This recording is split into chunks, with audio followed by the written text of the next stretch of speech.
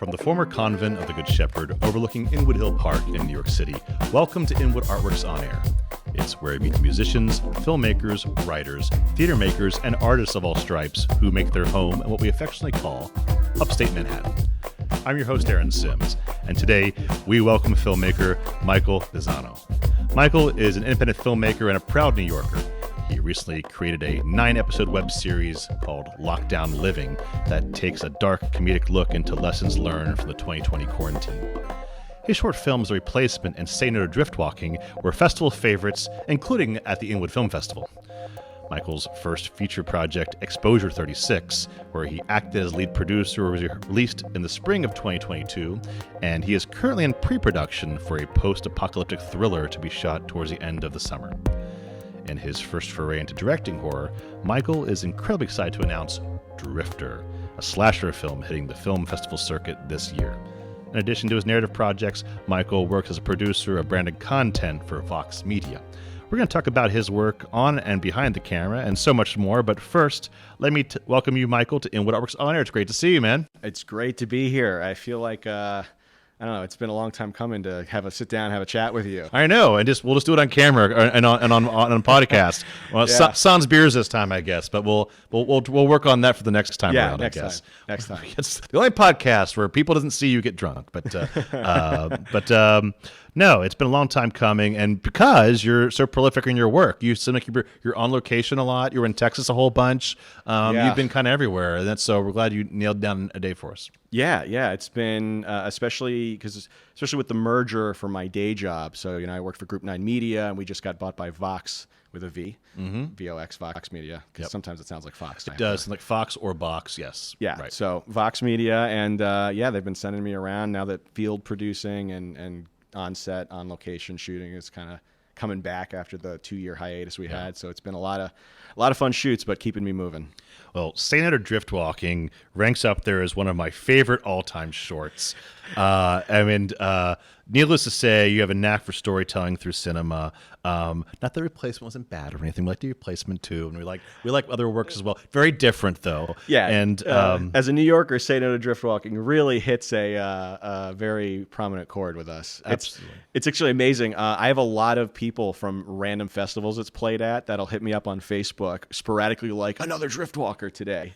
And it's like someone I haven't spoken to in years. It's like you coined the phrase. Yeah. Well, it's actually really funny. When I first did it, when I first wrote the script, I had it as diagonal walking or something. I was trying to figure out what it was. And I think drift walking. It was either my brother or myself who came up with the exact term. And we were discussing what sounded better. And Matt said, my brother, he said, yeah, diagonal walking sounds like a pain, but drift walking sounds like an epidemic. It sounds like a big problem. It does. And I was just like, yeah. And it is still, probably. It totally is. Gosh. So do you recall the experience that pushed you towards this vocation of filmmaking? Well, a lot of things. I love movies. It's, movies, well, in the arts in general, like movies and music were always very big in my house. And so I guess they're both mediums that tell stories. What was your entry point? Was it acting? Was it with behind the camera? What was your entry point? Behind the camera. I know. So me and my brother, when we were really young, shot a bunch of movies with our action figures. So that would probably be my very first time. Can't wait to see those sometime. Oh, they're incredible. One's called Some Movie About Dinosaurs is the best movie we've ever made, where the plot is the Jurassic Park dinosaurs get out and the Power Rangers have to get them back in. And, it doesn't turn out too well for the Power Rangers. I bet the rights issues would be horrible for that. But it's one of those things I really want to find it and put it up on YouTube and see if it goes viral. Because it is an amazingly, probably terrible movie, but incredible. For the young freedom. Kids. Yeah, sure. Yeah, the freedom when you're a kid where you're not really worried or thinking about anything like, will people like this? You're just making this kind of stuff. And, I feel like as you get older, it's one of those things you, like, especially in high school, not for everybody, but I think for me at least, you get a little more insecure in your creativity, and then you got to break back out of that as you get older. Yeah. But yeah, Some Movie About Dinosaurs as a kid. So that, I did New York Film Academy. I was always interested in it. I went to college, studied screenwriting specifically, and yeah, I've always been behind the camera. Interested in acting, but it never was something that I felt like, I feel like I can contribute more behind the camera as like a person looking down and telling the story as opposed to being in the story. Gotcha. Yeah. And so did what you took from New York Film Academy push you towards like a career, or do you kind of like, I'm just going to dabble in it and see what I like? Like what was the commitment to the craft? I was always all in. It was always, I want to be a filmmaker. And then like the hard part was figuring out, what is the job you can do while you're trying to be the filmmaker, which as anyone, in filmmaking though, hopefully. Yeah, exactly. Cause I did, I went to Syracuse, I studied at Newhouse and majored in film and specifically went to screenwriting because I figured, that's where the story starts. So I figured I would focus on screenwriting, hone my ability to write screenplays. And that was kind of the goal. I got out of school. I did some PA work on big commercials. I took a side gig working for Syracuse in New York as a way to focus on my writing and do short films, which I did do several of them. But that lifestyle I just found very draining because, so much time was taken up by a non-filmmaking job, and it's what I imagine actors go through when they're bartending all night and, then they have to go to auditions. It's not easy. Your day job's your day job no matter what it is. Yeah. And you need the money because, right, I don't want to leave New York. Eat. Yeah, you got to eat. I want to have my own apartment. So I did that job for a while. And then 2019, I just did a big about face, left that job, freelanced in branded content and just kind of, clawed my way into producing branded content, which has been, in terms of inspiration, in terms of having time to work on my own stuff, in terms of meeting people with similar interests, has just been this exponential growth for me as a storyteller. I'd say in the last several years. Thank God you focused on screenwriting because that's usually the Achilles heel for every single film. Yeah. I mean, you go back to the whole, and speaking as someone who runs a film festival, it's amazing how low the bar is sometimes, to be fair. It's like you just want someone to be able to tell a good story. Yes, if there's sound and there's light issues, things like technical issues, those are fixable sometimes in post. Yeah, hopefully. Hopefully, but you really have to... always says you really have to invest in a sound engineer. You really have to invest in a great DP, cinematographer. Like if you have those two things covered, you're pretty well suited. But they cannot make a story fly. Yeah. So kudos for you for focusing on storytelling because I feel like your stories are so rich and they're even in the short 1 minute ones to the short form. They have a clear beginning, middle, and end, and I think that's really important to be able to get that point across. And I want to hear about the new story behind Drifter. So could you talk a little bit about that? Yeah, so the interesting thing about Drifter is that is the first movie that I've ever directed that I did not write. Well, which was call me a liar here. I'm okay. No. It's no, but that's the thing though. I think having a background in storytelling lets you look at a script and really figure out, what are the beats that are like the big emotional ones, like what is the energy, what is the flow, and I think in the end, like you said, it all comes down to screenwriting. I think as a director, that and for me, I also edit a lot on the side, freelance. So those two things I think is such a powerful punch. Which is story shaping. Yeah, understanding the movie in post as an editor, how are you going to put this thing together, and then understanding the movie, how it was conceived, what is the story, who's, what scene is whose scene, how is this going to go. Those two things, I think, really, just as a director, has really pushed me into a better place. So how did that screenplay reach you then, since you didn't write it? So that's a very interesting story. So I get back from Asia, Southeast Asia, in March, or rather February, early March 2020.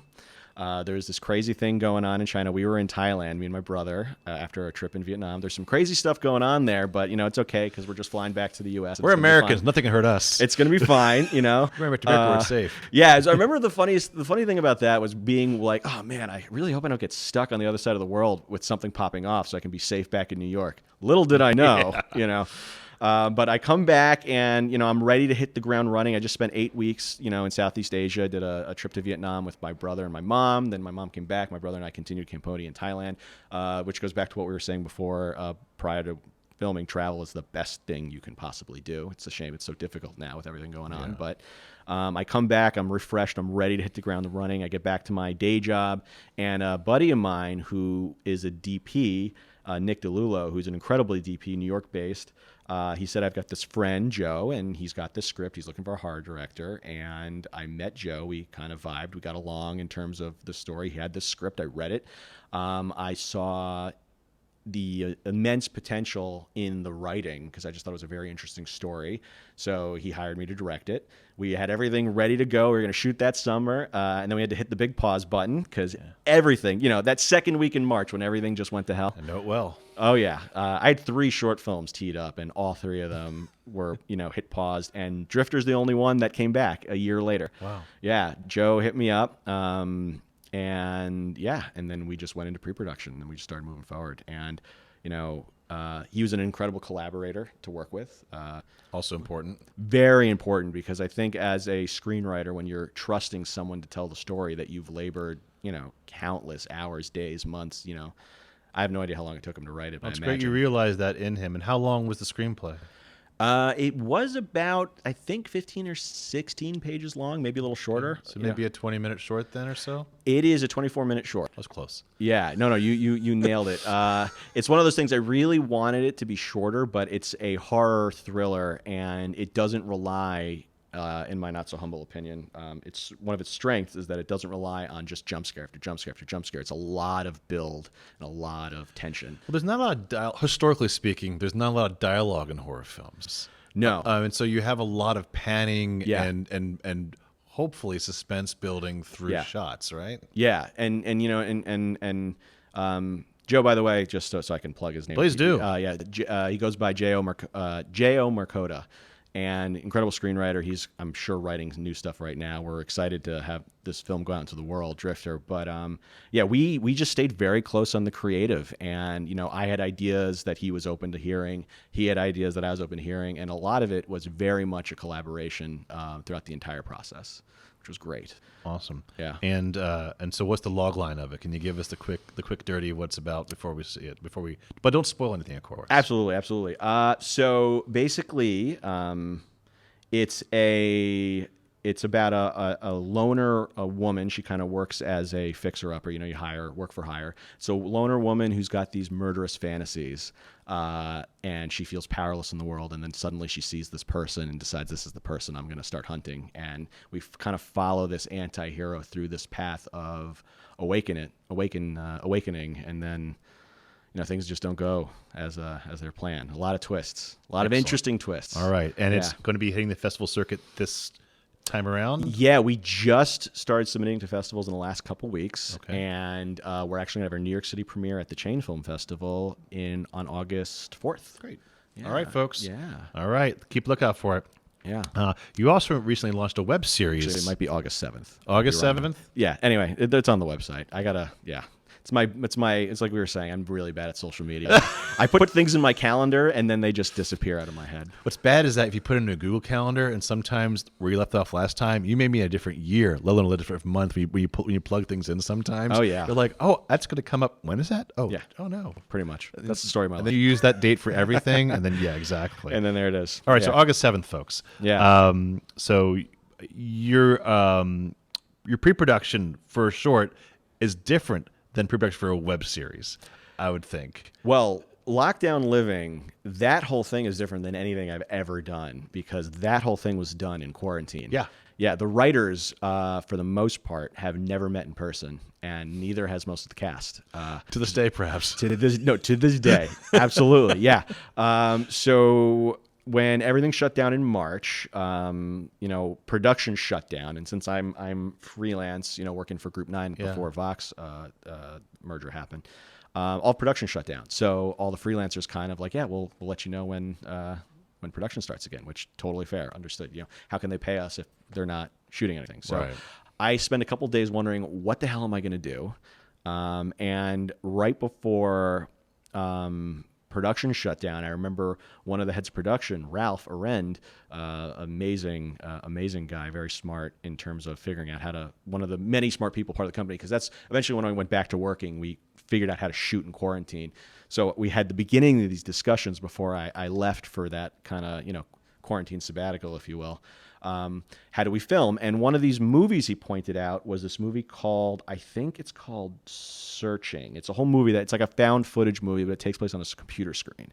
And I remember seeing this and being like, okay, this is something I think I can do. I've got enough After Effects skills to at least figure it out. if I, don't know it right now. So I texted a bunch of comedy writers I knew from various projects that I had worked on in the past and said, hey, I'm thinking about doing this thing. I want to run this show about quarantine stories. We'll meet every Wednesday for an hour or two. I know we're all kind of unemployed or on furlough or whatever your situation is. It'll just be something that we do, and I'll figure out a way for us to film it completely in isolation, and we'll just go from there. And that's what we did. And we sat down. We met from April till about June, if I remember correctly, just building out a world, building characters, building stories. Who's the most interesting character to have in this quarantine situation? What's the most interesting story? What are you reading in the news? One of our big episodes about Zoom bombers, and I don't know if you remember all the news about the Zoom bombing. Like what the hell, the UK Prime Minister Boris Johnson, the Zoom bomber interrupted the cabinet meeting. You're reading about schools. So okay, so we got to do an episode about Zoom bombing. So we created a bunch of characters, created this world, and then we just started filming it, and we'd film it over Zoom. The actors would set up their cell phone camera. Sure. I created like a whole doc template is what you do, where I'd email, hey, so this is how this is going to work. We'd have a Zoom reading. Then I'd meet with, or whoever the director was. I directed, I think out of the 9, I directed 7, and then 2 of the other writers directed the other 3, or 4, or 2 rather. I'd meet up with the actor one-on-one, be like, all right, let's find your frame. This is going to be your frame when we film it. This is the background. Don't go outside it, please. Yeah, this is the background. Let's figure out a way to, figure it out, like in terms of art, in terms of angles, in terms of lighting. We talk through all of that stuff one-on-one. What's your wardrobe? Right. Any props, I would just order on Amazon and ship directly to them, because that was the other thing. I didn't want any actors to spend money. Right.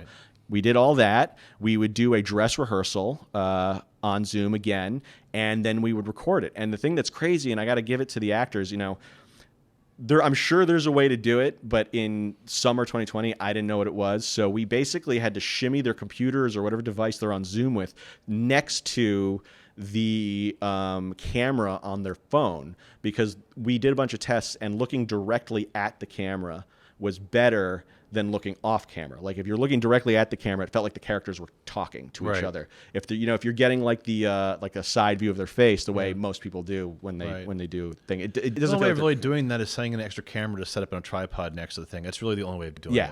So we'd film it all on cell phones. Yeah. They'd send me all the footage, and then I would put it together in Premiere and After Effects. And awesome. I got to tell you, some of those, especially the Zoom bomb episode, where there's I think 9 people in a Zoom in that episode, with all of them separately recorded footage that I had to sew all together. It was probably the most challenging thing I've ever done as an edit in my entire life. I don't doubt it. Yeah. I mean, and we were all doing a new technology at the time too, so yeah, figuring it out. At least you could record the Zooms though, right? Yeah, we had the Zoom as backup. Right. Zoom is backup, but to be honest, it worked really well. The cell phone camera footage was and the sound, it was clear. They would just share it to me. That's what I'll be worried about, the sound more than anything. Yeah, the sound was fine. It actually blows my mind how good the sound was. Those iPhone cameras, tell you what, it's incredible. I know. I have an 8 and it does fine. Heck, this podcast recorded on my iPhone 8. Yeah. But yeah, I can't imagine what a 13S now will give you with 3 different lenses and blah, blah, blah, blah, blah. Yeah. And the sound was fine. Everything was good. And we'd recorded 4K if possible. And then they just either text me, email me, or AirDrop, or whatever they do. They would just send it to me that way. Man. Yeah, producing's tough, but you make it look easy, I guess. Have you seen the show? Did you? I saw one episode. I haven't seen the whole series. Yeah, check. It's all on YouTube. I have not seen the Zoom bomb episode. Yeah, that was one of the ones I wrote, so I'm a little attached to it. Actually, one of the ones I'm the most biased about is one that was inspired by my girlfriend and I. We met over Zoom in a writers group at the beginning of quarantine, and we started secretly meeting outside of the writers group one-on-one. And I remember during our interactions, she got up at one point to, I think, grab a glass of water or something, and I was just sitting there thinking, like, what if she doesn't come back? Like, what do I do, right? Right. And then that's an episode that inspired, I think, one of the best episodes. This guy's on a blind date. She leaves. There's a crash, a scream, and then she doesn't come back. And he's like, "What do I do?" And he's panicking. So that's like every episode kind of has like a theme. So that's like the thriller one. And yeah, I think there's a place for it for sure. Oh yeah. Well, I could look forward to checking it out. To be fair, I needed a little break from Zoom. Oh, totally. I still use it for work at times. Yeah. But I tell you what, it's not going away by any means. No. Or whatever you're going to call it, Microsoft Teams or virtual. Even though here's the weird thing: we were Skyping for years. Then what the hell happened to Skype? Like no one even paid attention to it. Yeah. Like, oh, we're Zooming and we're doing whatever, and it's like, Yeah. like you would have thought that, like, you know, the caveman forgot how to use fire, so something like that. I mean, that was the weird thing, right? Yeah. Yeah. It's Zoom, Google Meet, and Microsoft Yeah. Teams. Those are the three heavy hitters. Yeah. Skype just kind of. What happened, Skype? Yeah. Ahead of their time, and they didn't show up for their curtain call, I guess. I don't know. Yeah, they should have been. It's actually funny when you look at the stocks for a lot of these companies and how, like, in 2020 they skyrocketed. Sure. And then they kind of just leveled off as, you know, Particularly now. Yeah, life is coming back to No, normal. it really is. But to your point, though, it's definitely going to be like that for a while. We still mostly work remotely for my day job. Like, we go in for sets and we're encouraged to go to the office, but with the way the freaking the variants keep popping up, everything's still sort of in limbo. At least another year and a half, I think, if not longer. Yeah, I mean, if you look at, like, I guess the Spanish flu, that was 1918 to like, I don't know, early 20s. Yep. Maybe. So here we are, folks. Yikes. Hi. No, you knew us when. So let's turn the subject to the feature film you produced, Exposure 36. Yeah. I always feel like this podcast is a tiny bit educational in its aspects, so this question's kind of part of that. And also, I want to hear about your experiences. So being a lead producer, quote unquote, for an indie film can have a rather ominous and that also an all-encompassing definition. Or it can be very, very specialized depending on who you are.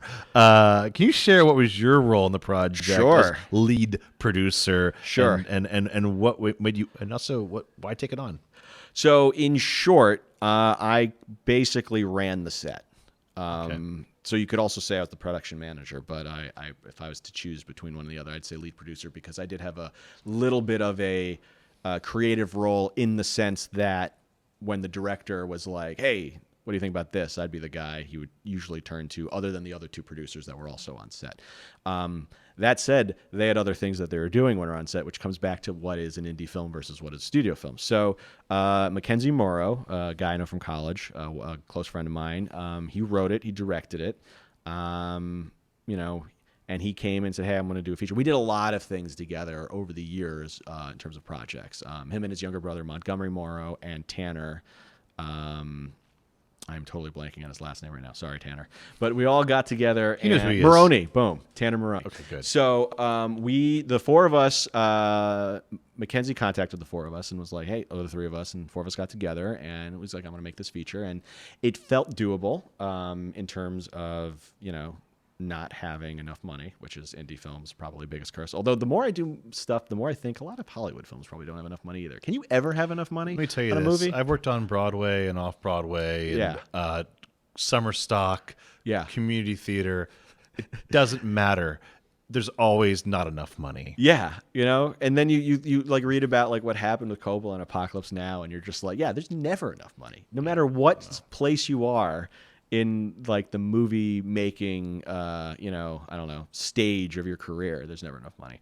No. But yeah, so we got together, and then the four of us, developed the script. We helped Mackenzie with the final rewrites, gave our input on the script. It's his script, so he ultimately did what he wanted to do with it. We gave our opinions on some things, and we would sit in pre-production together, planned this out, and then we got to production, and Mackenzie was directing.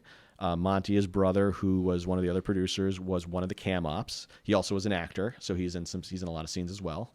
And then Tanner was the AD and kind of like the lead gaffer at the same time, because you got to do multiple hats.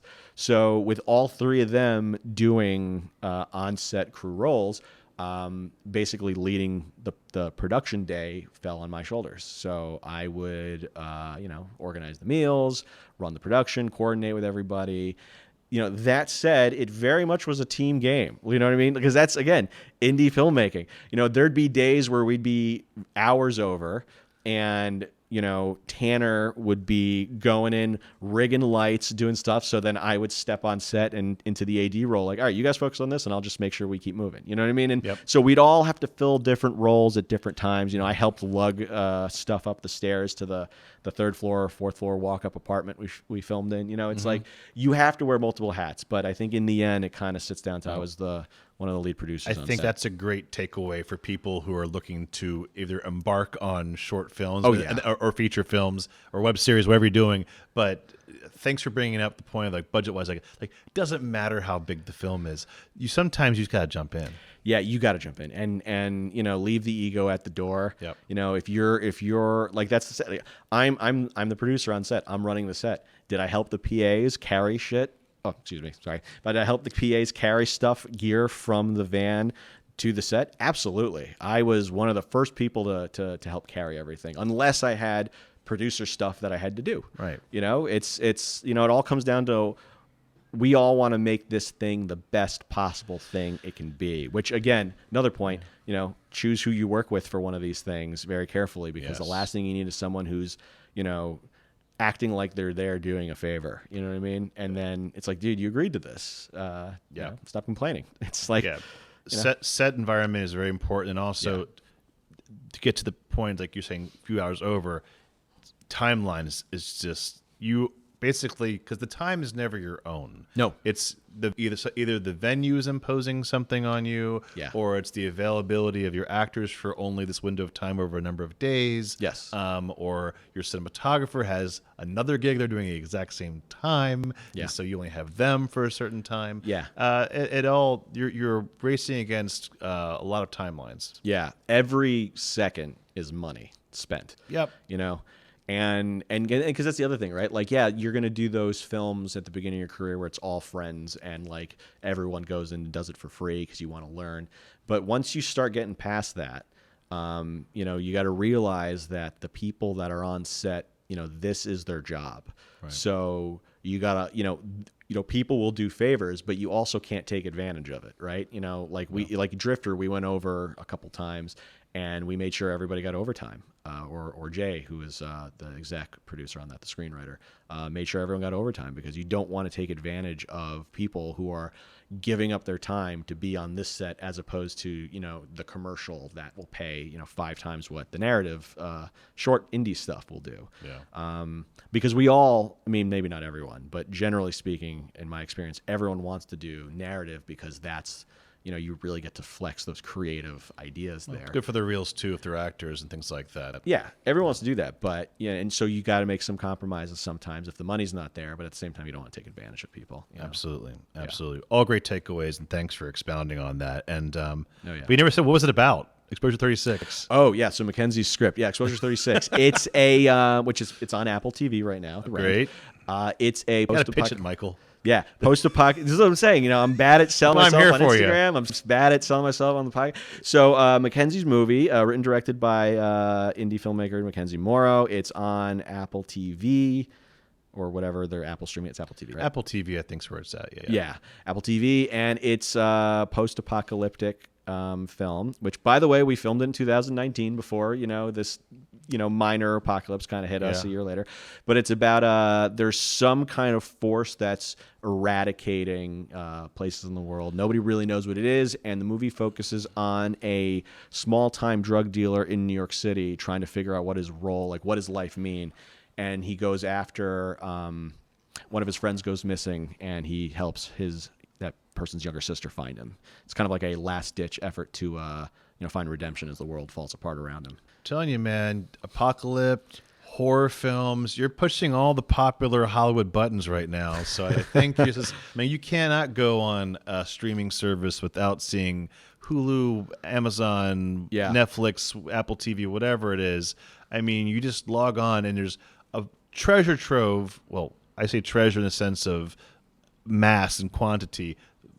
Quality, I think, will quite vary of these disaster films, apocalypse films, horror films. They're really they're at the forefront of the market right now. Well, I kind of think they've always been there a little bit. Like if you look at even big time filmmakers, like how did they get their start? Like what was Spielberg's breakout hit? Was it Close Encounters, or was it Jaws? I think it's Jaws. Well, it's technically a horror Jaws movie. definitely dwarfs, as wonderful as Close Encounters is. Yeah. I think Jaws surmounts that Yeah, for and that's sure. it's a horror movie. It put him on. It is a horror in movie. the end, Yes, right? 100%. Creature horror. Yeah.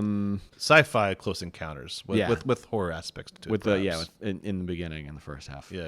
Yeah, I feel like I don't know what it is about horror that can help. I've noticed jumpstart people's careers. I think maybe because it's one of those genres that you can really get with a low budget. And I also think it's very quite universal too. Like everyone knows, like, well, to not get ahead of a story is a wonderful thing. Yes. Yes. And I think, and even the horror stories that the funny thing, then there's a genre of horror that wants you to be ahead of it because they like the gore factor. They like they or whatever angle they're playing. There's a different way of playing it to their advantage, right? Yeah. Again, going back to storytelling wise. Yeah. I think just horror stuff, and that's the thing. I've been very much in a horror. I'm working on a feature now because I'm ready. I'm going to plug myself a little. Here we go. All right. I'm He's learned, ready, folks. I'm ready for the jump to a feature. That's the big goal. So I've got a couple more shorts lined up that I'm going to do. Some smaller ones for fun, as a way to practice. Different filming techniques and whatnot. I'm doing this horror post-apocalyptic thing that my partner, girlfriend, Sarah Seeds, wonderful actress, love her to death. She's incredible. She wrote this, and we're going to film. That's the one we're filming at the end of August. And then after that, I think I'm turning my sights on the feature, the big move. I love it. Yeah. It's fantastic. And it's going to be a horror. Do we have a title yet? Or No. a working title or anything? I am terrible with titles. Well, I say have the baby first. You can name it later. Exactly. Finish the show. Yeah, you know. yeah, exactly. Project X. Remember Blue Harvest? That was Star Wars, right? So I mean, it could be whatever it is. Yeah, exactly. Well, Michael, it's been a pleasure speaking with you. And before we say goodbye, where can people go to find out more about your current and forthcoming projects? MichaelPizzano.com. My website that is not updated yet. It needs to be updated. But I do have everything on it. I did go on there and just throw up pages onto it. Like there's a Drifter thing, there's a Lockdown Living thing. Lockdown Living you can find on YouTube. Just Google Lockdown Living web series and you'll find it. I'm on Instagram with a Linktree link in my bio that's got links to all of my stuff, including some of the articles that were written about Lockdown Living when it came out. You'll also find links to Exposure 36, but again, that's Apple TV. But yeah, and once I fulfill my promise of being better at social media, that'll be probably the place to find everything. But MichaelPizzano.com is the place you can. You might even find a link to this podcast, perhaps. Yeah, when you update this page. Absolutely. You know what? Throw in the gauntlet right now. I will do it. Well, hey, man, it's all about you. That's why we do this. We want to push you out there because you're one of our favorite local filmmakers, and we want to help you keep succeeding and hopefully keep the collaborations going. Well, it was a pleasure, and I'm looking forward to the next one, the next time we can get together, especially when we do that beer podcast, because that'd be nice. Have a beer and talk about movies. That'd be great. That'd be really great. Well, thanks again, Michael, for joining me on this Artist Spotlight episode of Inwood Artworks On Air. It's where we meet the musicians, filmmakers, writers, theater makers, and artists of all stripes that make their home here in Upstate Manhattan. If you have a moment, please show us some love right now and rating and reviewing our podcast on Apple Podcasts. That really does help.